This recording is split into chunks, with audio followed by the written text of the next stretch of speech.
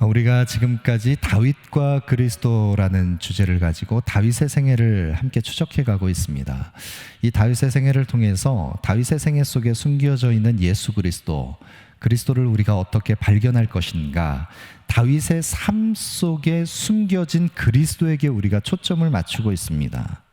여러분, 그런데 오늘 이 다윗의 생애의 마지막 종결을 맺는 다윗의 삶의 마침표라고 할 수 있는 이는 다윗의 마지막 말이라, 다윗의 마지막 메시지를 우리가 함께 살펴보게 되는데, 이 다윗의 마지막 메시지는 다윗 스스로가 그 자신의 생애를 반추하면서 그의 말을 낸 것이 아니라, 오늘 본문의 2절 말씀에 보시면 여호와의 영이 나를 통하여 말씀하심이여 그 말씀이 내 혀에 있도다.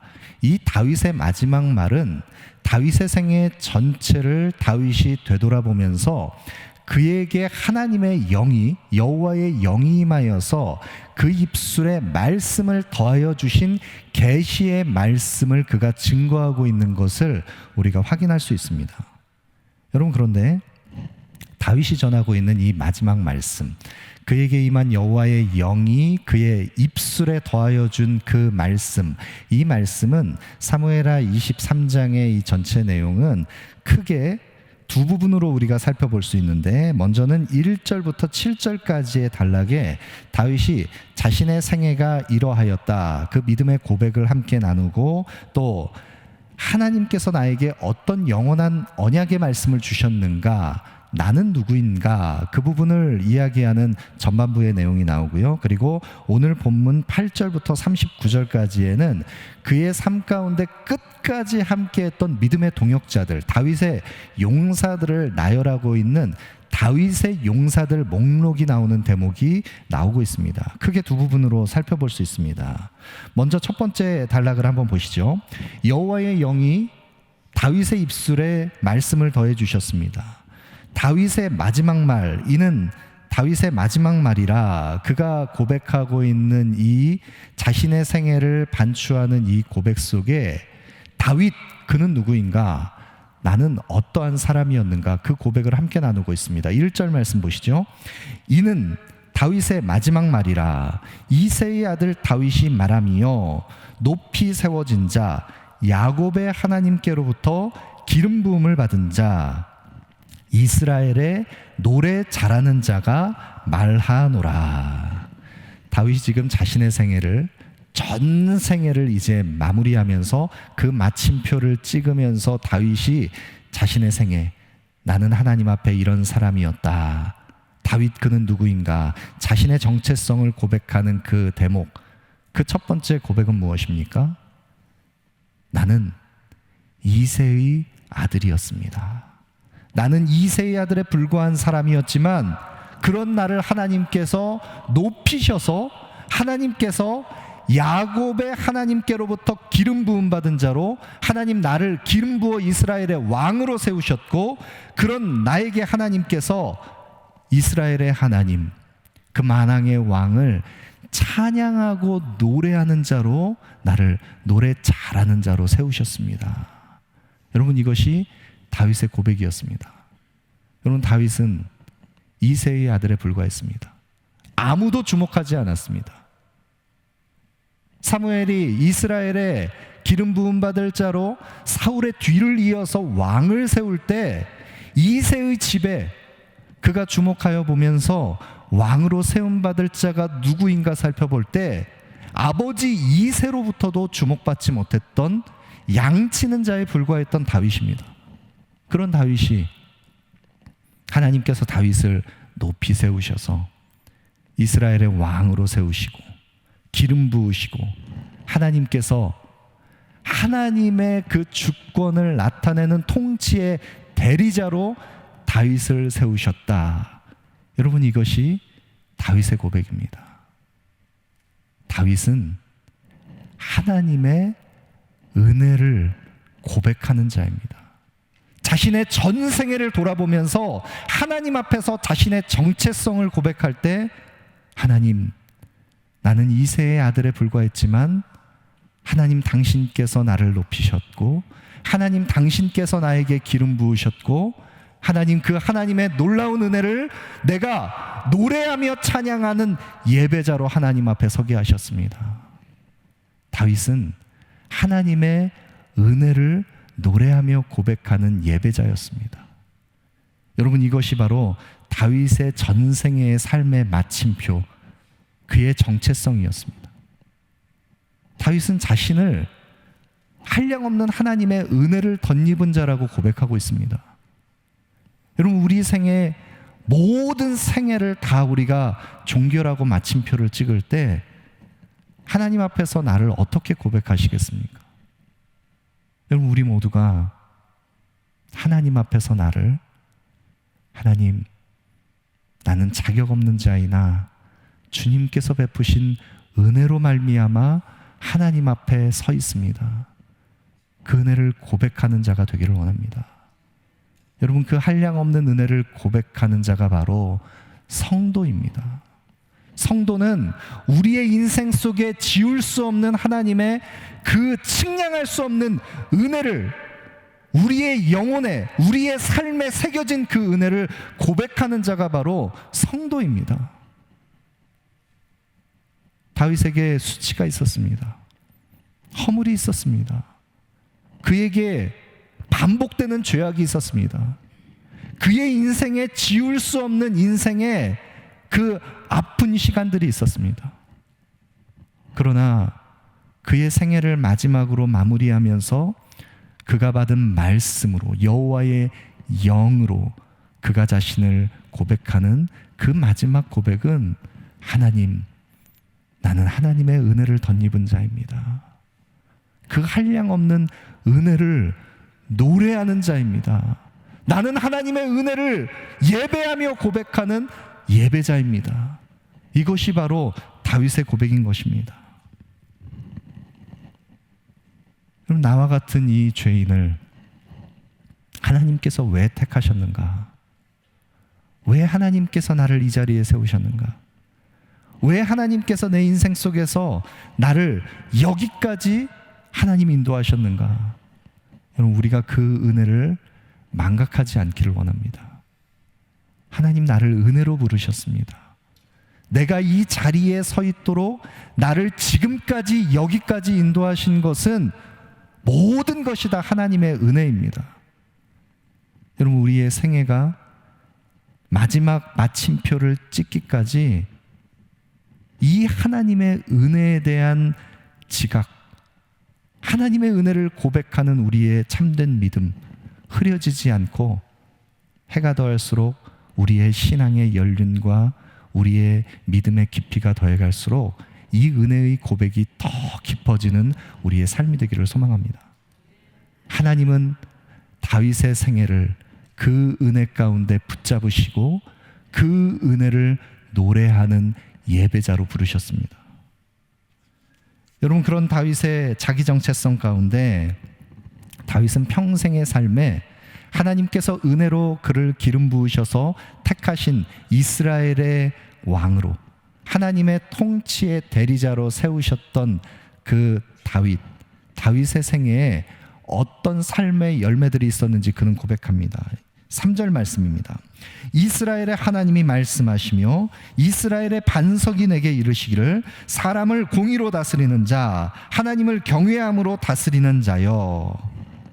다윗은 자신에게 주어진 기름 부음 받은 왕으로서의 그 통치권, 그것이 자신을 위해서 주어진 것이 아니라는 것을 깨달았습니다. 그래서 다윗의 생애 평생에 그는 만왕의 왕 되신 하나님의 왕권을 나타내는 통치의 대리자로 이스라엘을 섬길 때 그는 하나님의 공의를 나타내는 자로, 하나님을 경외함으로 다스리는 자로 이스라엘을 섬겼습니다. 여러분, 그런 다윗에게 흔들림이 없었습니다. 왜입니까? 그는 반석이신 여호와 하나님, 이스라엘의 반석 되시는 하나님을 의지했기 때문입니다. 여러분, 그는 환경과 상황을 바라보지 않았습니다. 그에게 주어진 여건을 바라보지 않았습니다. 그의 출발의 시작이 어떠했는지 그 불안정한 여타 환경을 바라보지 않았습니다. 그는 사람들 때문에 휘둘리지 않았습니다. 왜 그가 요동하지 않고 이스라엘의 하나님의 공의를 나타내고 여호와를 경외하는 자로 다스릴 수 있었습니까? 그가 의지한 것은 이스라엘의 반석 되시는 하나님을 의지했기 때문입니다. 그는 흔들리지 않았습니다. 이스라엘의 반석이신 하나님을 의지하고 믿음으로 나아갈 때 그를 통하여 이스라엘에 행하실 하나님의 역사, 그 하나님의 공의로 다스리며 하나님을 경외함으로 다스리는 자, 만왕의 왕이신 하나님의 그 주권을 이스라엘 가운데 나타내는 자로 다윗은 쓰임받았습니다. 하나님의 공의로 다스리며 하나님을 경외함으로 다스리는 하나님 한 분만을 의지하는 그런 다윗의 생애 가운데 어떤 열매들이 나타났는가? 4절입니다. 그는 돋는 해의 아침빛 같고 구름 없는 아침 같고 비 내린 후에 광선으로 땅에서 움이 돋는 새풀 같으니라 하시도다. 그의 삶은 돋는 해의 아침빛 같았습니다. 구름 없는 아침같이 밝은 빛이 그의 삶에 비춰졌습니다. 여러분, 잠언 4장 18절에 의인의 길은 돋는 햇살 같아서 크게 빛나 한낮의 광명에 이르거니와, 하나님을 의지하는 하나님의 사람, 그 의인에게는 하나님께서 돋는 아침 햇살과 같은 광명의 빛을 비추십니다. 그러나 악인은 그가 더듬거려 넘어져도 한낮에 그 길을 걸어가는 것 같지만, 그 앞에 대로가 펼쳐져 있는 것 같지만 무엇 때문에 걸려 넘어지는지도 알지 못하는 영적인 어둠 속에 처해 있는 것이 악인의 모습입니다. 그러나 하나님을 의지하고 바라보는 의인에게는 돋는 아침 햇빛 같은, 구름 없는 아침 같은, 비가 충만하게 내린 후에 움이 돋아나는 새싹과 같은 그 연한 새순을 들이우는 생명력이 자라는 것과 같은 그런 삶, 다윗의 생애 속에 하나님께서 펼쳐 보이신 은혜입니다. 여러분, 다윗은 여호와를 위하여 집을 지으려고 했습니다. 그러나 하나님께서는 그런 다윗에게 여호와를 위한 집을 지으려고 했던 다윗을 오히려 하나님께서 다윗을 위하여 집을 지어주시겠다 말씀하셨습니다. 그리고 하나님께서 다윗을 통하여, 다윗의 후손들을 통해 하나님께서 오늘 본문 4절에 말씀하는 것처럼 돋는 아침 햇빛 같고 구름 없는 아침 같고 움이 돋아나는 충만한 그 비를 흡수한 땅과 같은 그 땅에 연한 새순이 돋아나는 것 같은 생명이 자라는, 그 부유한 생명이 자라는 그런 삶으로 다윗과 다윗의 가문, 다윗의 집을 하나님께서 세우시는데, 다윗을 통하여서 나타나는 이 생명의 부요함은 다윗의 후손으로 오시는 이 예수 그리스도를 통하여 부요한 복음의 은혜로 나타납니다. 예수 그리스도의 생명이 비교할 수 없는 하나님의 그 은혜, 측량할 수 없는 하나님의 은혜를 덧입은 다윗이 그 자신의 삶 가운데 하나님 앞에서 공의로 다스리고 하나님을 경외함으로 다스리는 하나님의 왕권을 나타냈던 다윗의 생애 속에 모형적으로 나타난 그리스도, 다윗의 후손으로 오시는 그리스도께서 만왕의 왕으로 온 세상을 공의로 다스리시고 하나님을 경외함으로 순종하며 복음을 성취하신 예수 그리스도를 통하여 더 이상 결코 쇠함이 없는 하나님의 그 복음의 부요함, 그 생명의 그 부요함, 아침에 돋는 햇빛과 같은, 구름 없는 하늘과 같은, 그 대지에 온통 비를 흡수한 땅에 돋아나는 연한 새순과 같은 그리스도의 생명을 다윗의 집에 일으키십니다.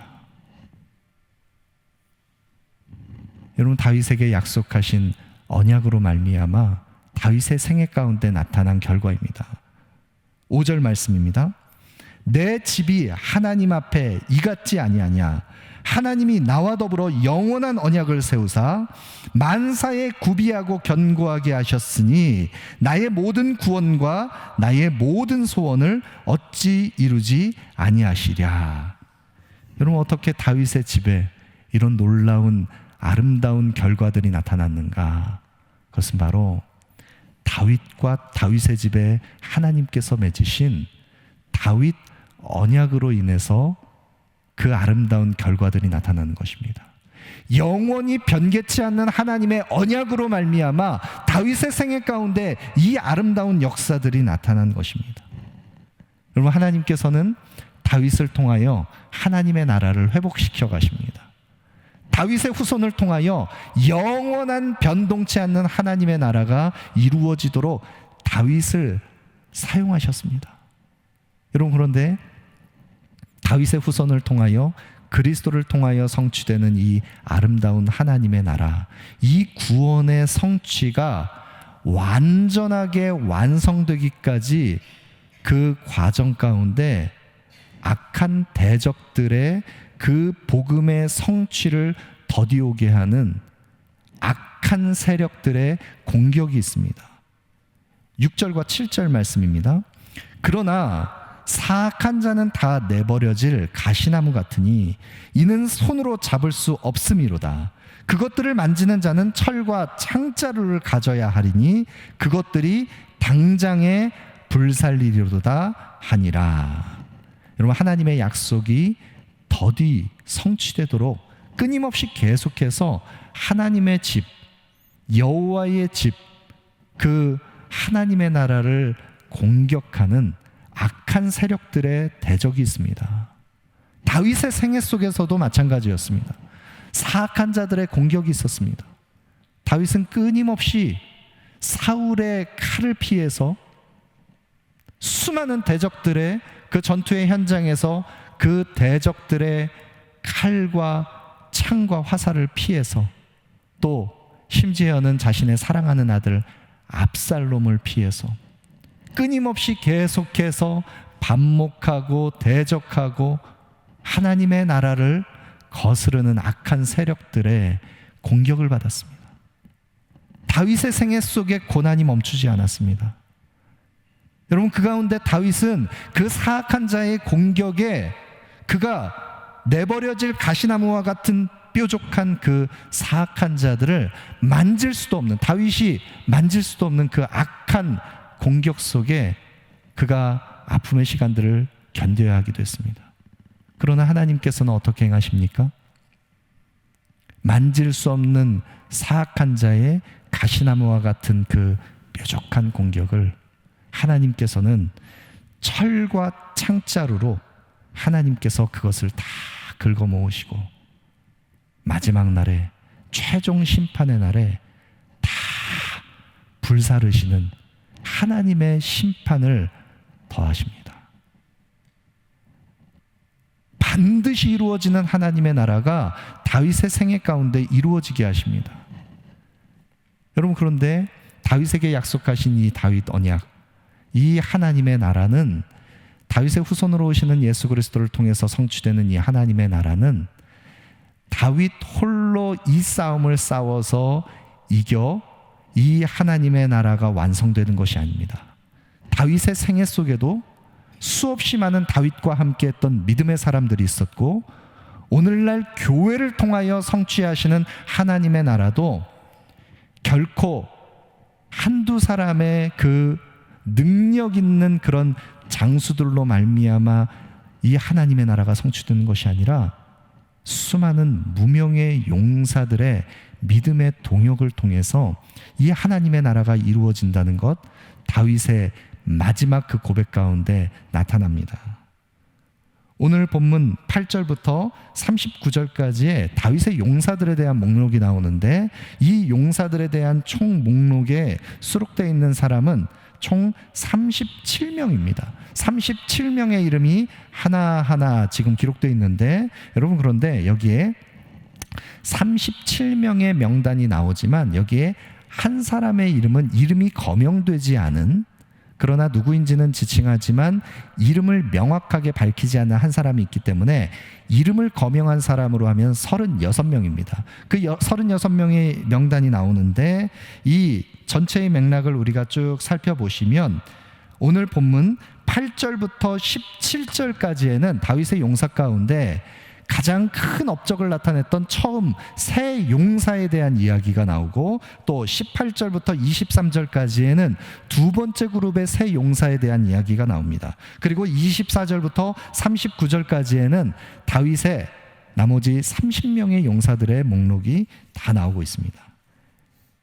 여러분, 그 첫 번째 세 용사의 그룹 속에 요셉 바세벳이라는 사람과 엘르아살과 삼마가 그 속에 속해 있습니다. 8절 말씀 보시죠. 첫 번째, 그 세 용사 가운데 요셉 바세벳입니다. 8절입니다. 다윗의 용사들의 이름은 이러하니라. 다그몬 사람 요셉 바세벳이라고도 하고 에센 사람 아디노라고도 하는 자는 군 지휘관의 두목이라. 그가 단번에 800명을 쳐 죽였더라. 요셉 바세벳이라는 이 사람은 용맹스러운 사람이었습니다. 얼마나 탁월한 그 장수의 몫을 다하는 그런 용맹스러운 장수였는지, 이 요셉 바세벳 한 사람이, 싸움에 능한 이 요셉 바세벳이 싸움에 나가서 전쟁터에서 단번에 대적 800명을 쳐서 죽였다. 그 기계와 용맹이 따라올 사람이 없는 이 처음 세 용사 중에 우두머리와 같은 용맹스러운 장수였습니다.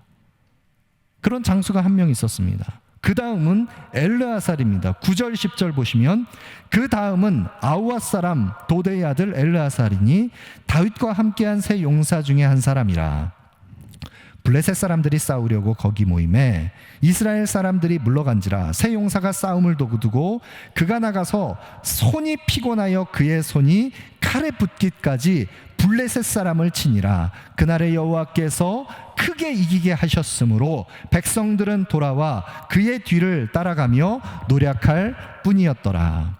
엘르아살은 블레셋과의 전투에서 대적들을 칠 때 끝까지 남은 힘을 다해서 그 손이 피곤하기까지, 마치 그 칼을 쥐고 있는 그 손이, 칼과 손이 하나로 붙어 있는 것처럼 끝까지 힘을 다해서 용맹스럽게 싸웠던 그런 장수였습니다.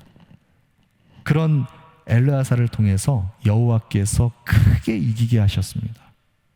여러분, 엘르아살은 손에 칼이 붙기까지, 피곤하기까지 마지막 힘을 다하여 어느 누구도 나아가지 않는 그 전장터에서 끝까지 힘을 다하여 충성했던 사람이 바로 엘르아살입니다. 또 다른 세 번째 용사는 삼마입니다. 11절 12절에 보시면, 그 다음은 하랄 사람 아게의 아들 삼마라.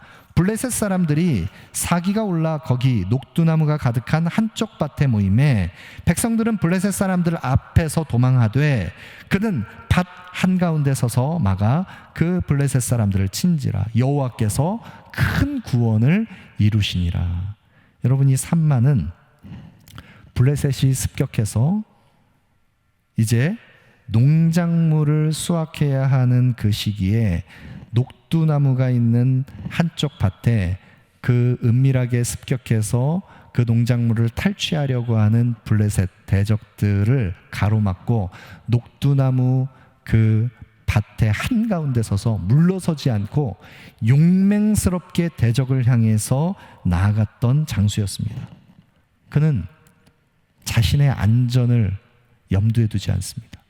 모든 사람들이 다 수치스럽게 도망칠 때 그는 끝까지 남아서 그 전쟁터 그 밭 한가운데에서 자신의 안위와 자신의 그 안전을 먼저 염두에 두는 것이 아니라 이스라엘의 하나님의 영광을 위하여 자신을 희생했던 장수였습니다. 여러분, 이것이 바로 처음 다윗의 새 용사의 그 그룹에 속하는 사람들의 아름다운 믿음의 전승기입니다. 여러분, 그런데 이 믿음의 사람들이 얼마나 용맹스럽고 충성스러운 사람이었는지 다윗이 회상하는 장면이 나옵니다. 그 이후에 문맥의 이 성경의 내용들, 이 처음 새 용사가 행한 일에 대한 그 아름다운 다윗의 회상기를 보면 다윗이 블레셋과 진영을 이루어서 양쪽 진영으로 전투를 벌이고 있을 때였습니다. 그런데 다윗의 진영에 다윗이 작전 지휘소를 아둘람 굴에 두고 블레셋을 대적하고 있을 때 블레셋은 베들레헴을 지나는 그 반대편에 진영을 짜고 양쪽이 대치하고 있는 상황이었습니다. 그런데 그때 곡식뺄 시기가 되는 타는 장렬하는 태양빛 아래에서 전투를 벌이는 이 두 진영에 이 세 용사가 다윗에게 아둘람 굴에 찾아왔을 때 마치 읊조리듯이 다윗이 목마름을 호소하면서 저 베들레헴 성문 곁에 있는 저 우물물, 시원한 그 물을 내가 한 잔 마실 수 있다면 좋겠다. 명한 것이 아닙니다. 마치 읊조리듯이 이야기한 것입니다. 그 다윗의 그 목마름을 듣고 이 세 용사가 적진을 뚫고 가서 용맹스럽게 적진을 뚫고 가서 베들레헴 성문 곁에 있는 그 우물을 길러서 옵니다. 여러분, 왜 성경이 이 대목을 지금 명확하게 이 스토리를 지금 묘사하고 있는 것입니까? 다윗이 자신의 부하들의 안위를 걱정하지 않고 부당한 명령을 행한 것을 고발하기 위해서입니까? 아니면 서로가 함께 충성심을 과잉 충성으로 서로 경쟁이라도 하듯이 이 세 용사가 과한 충성을 한 것입니까? 그렇지 않습니다. 다윗은 이들에게 명한 것이 아니었습니다. 그러나 이스라엘의 왕으로 세워진 다윗의 그 목마름,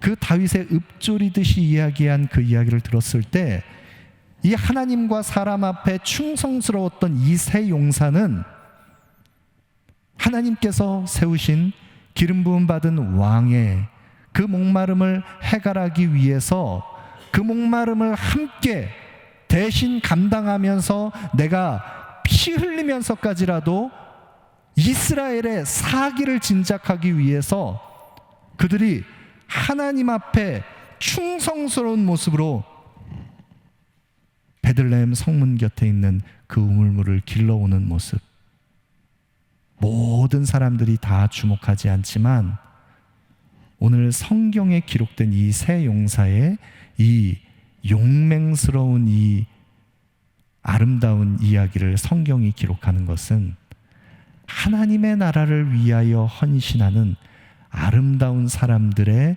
그 수고와 헌신을 하나님께서는 반드시 기억하신다는 것을 성경이 기록하고 있는 것입니다. 여러분, 성경은 다윗과 함께 여호와의 집을 세우기 위하여 다윗을 통해서 성취될 하나님의 나라를 위하여 힘써 싸운 하나님의 사람들, 그 무명의 용사들을 한 사람도 잊지 않습니다. 하나님께서는 그 한 사람 한 사람의 귀한 헌신과 사명에 대한 순종과 그 충성과 그 신실함을 모두 기억하고 계십니다. 오늘날 우리 시대에 이 무명의 새 용사와 같은, 다윗의 37명의 용사와 같은 이런 신실한 하나님의 사람들을 찾아보기가 너무나 어렵습니다. 이런 세속화된 오늘의 교회 속에 얄팍한 신앙을 가지고 하나님을 중심으로 사랑하는 그 충성하는, 헌신하는 제자들을 찾아보기가 어려운 때를 우리는 지금 이 시대에 살아가고 있습니다.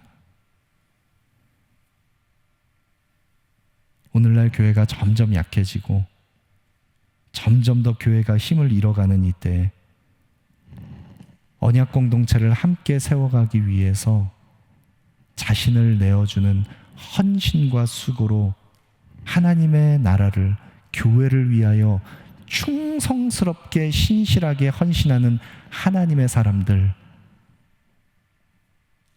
그런 깊은 믿음을 가진 하나님의 사람들을 좀처럼 찾아보기가 어려운 때를 우리는 살아가고 있습니다.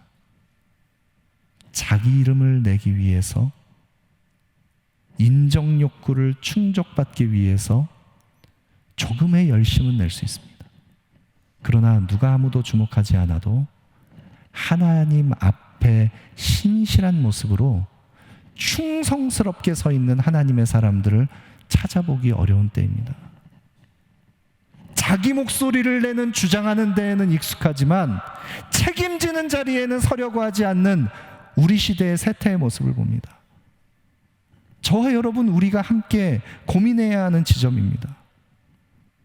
하나님의 교회를 위하여 끊임없이 계속해서 내 능력을 입증해 보이고 내 영향력을 나타내고, 그것이 아니라 누구도 주목하지 않더라도 다른 사람들의 그 목마름을 해결하기 위해서 내가 피 흘리면서까지라도 자신을 내어드려서 그리스도의 몸된 교회를 세우기 위하여, 하나님 나라를 위하여 충성스럽게 자신을 드리는 그런 하나님의 사람들 찾아보기가 어렵습니다.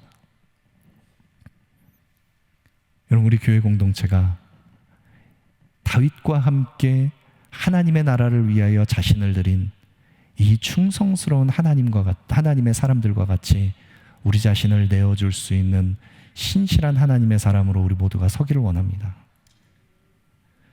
처음 새 용사가 다윗을 위해서, 다윗의 집을 위해 하나님의 나라를 위하여 충성했던 사람들, 이와 같은 사람들이 있었다면, 두 번째 새 용사의 그룹은 스루야의 아들 요압의 아우 아비새와 여호야다의 아들 브나야가 소개되고 있는데, 그런데 새 용사의 그룹이라고 했는데 한 명은 소개하지 않고 있습니다. 여러분, 그런데 이 새 용사의 이 활약상을 이야기할 때 처음 두 사람은 이야기하지만 세 번째 용사의 이름을 언급하지 않는 이유, 그것을 많은 성경학자들은 다윗을 향한 충성과 그 중심의 그 신실함을 중도에 저버리고 다윗을 배반했던, 다윗의 뜻을 거슬렀던 요압이 바로 이 한 명이 아닐까 하는 성경학자들의 해석이 있습니다. 이 다음 그룹, 처음 세 사람에 미치지는 못하지만 하나님과 사람 앞에 신실했던 이 그룹이 있었습니다.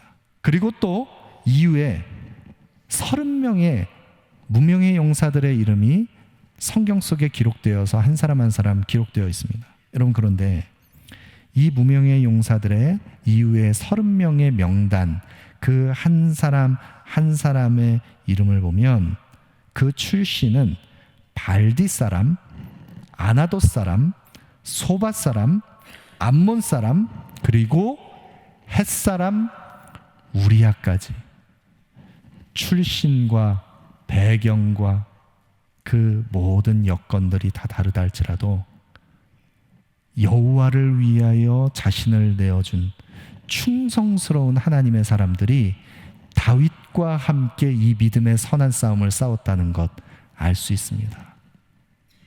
여러분, 그런데 거기에 우리아도 포함됩니다. 헷사람 우리아도 포함됩니다. 다윗에 의해서 억울한 죽음을 당한 우리아입니다. 다윗의 죄악으로 말미암아 다윗의 그 죄의 수치를 가리기 위해서 다윗이 살인을 교사해서 생명을, 그 의로운 피를 쏟았던 우리아까지도 성경은 잊지 않습니다. 우리가 교회를 섬기고 하나님의 나라를 섬길 때 우리는 이와 같이 각기 다른 모양과 배경과 서로 다른 여건과 나와 당신이 나와 우리가 너무나 다르다 할지라도 우리는 함께 믿음의 동역을 이루어가며 이 귀한 하나님의 나라를 섬기는 일들을 감당합니다. 그런데 그 일을 섬길 때 때로는 우리에게 우리야와 같은 억울한 상황들도 있습니다. 우리야처럼 자신의 그 선의가 오히려 피를 흘려야 하는 그런 안타까운 죽음을 맞이할 때 우리야와 같은 그런 상황 속에 우리가 처할 때도 있습니다. 그러나 여러분 반드시 기억하십시오. 하나님의 나라를 위하여 신실하게 자신을 드린 하나님의 사람들, 하나님께서는 반드시 기억하십니다. 그런 하나님의 사람들의 그 보이지 않는 헌신과 그 충성을 하나님께서는 반드시 기억하십니다. 여러분, 우리 한길 공동체가 서로 각기 다른 모양과 서로 다른 그 다양한 배경과 우리가 다 서로 다르다 할지라도 머리 되신 그리스도를 섬기는 그리스도의 몸의 지체인 우리 모두가 서로를 아낌없이 사랑하며 내어주고 사랑하는 지체, 더 연약한 지체의 목마름을 해결하기 위해서 피 흘리기까지 자신을 내어줄 수 있는 그런 충성스러운 헌신과 사랑이 우리 공동체 가운데 확산되기를 소망합니다. 그런 신실한 하나님의 사람들을 통하여 하나님의 나라가 이루어질 것입니다. 우리 교회를 통하여 그 아름다운 하나님의 나라 이루어지기를 소망합니다.